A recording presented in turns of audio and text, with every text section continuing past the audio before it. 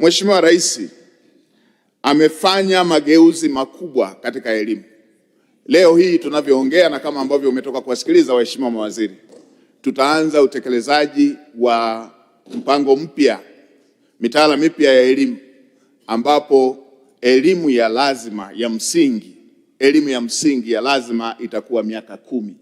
Mheshimiwa Spika, jambo la aina hii kwa mara ya mwisho lilifanyika mwaka 1967. Mageuzi ya aina hii katika elimu yalifanyika kwa mara ya mwisho mwaka 1967.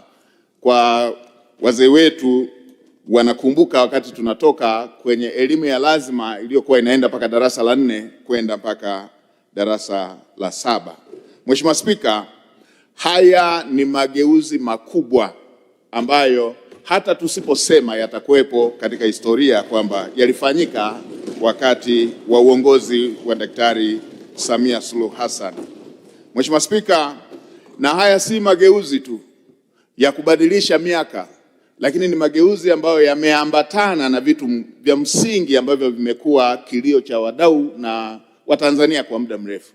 Mheshimiwa Rais amechukua ujasiri bila kujali gharama kuweza kuhakikisha kwamba watoto wa Kitanzania wanapata elimu wanayostahili. Mheshimiwa Spika, maandalizi ya kutekeleza mpango huu mpya yameshafanyika kwa kiwango kikubwa na mengine yataendelea kukamilishwa ili kuweza kuhakikisha kwamba jambo hili kubwa katika nchi yetu linatekelezeka.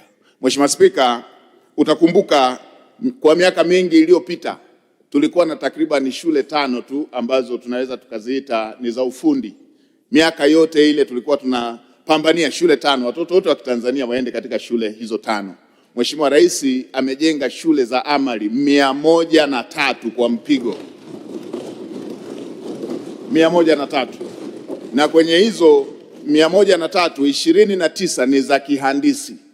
Moja kwa moja watoto wanasoma engineering kuanzia katika ngazi hizo.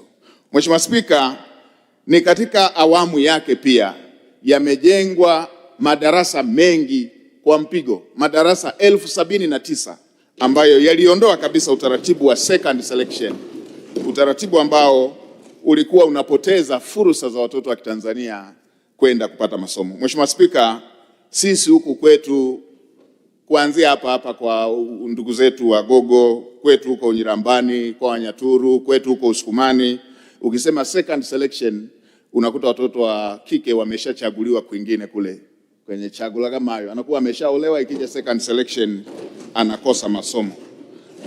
Uwepo wa shule na madarasa ya kutosha unatuhakikishia uwepo wa viongozi miaka ijayo ambao watatengenezwa kupitia fursa hii ya kutokukosa masomo.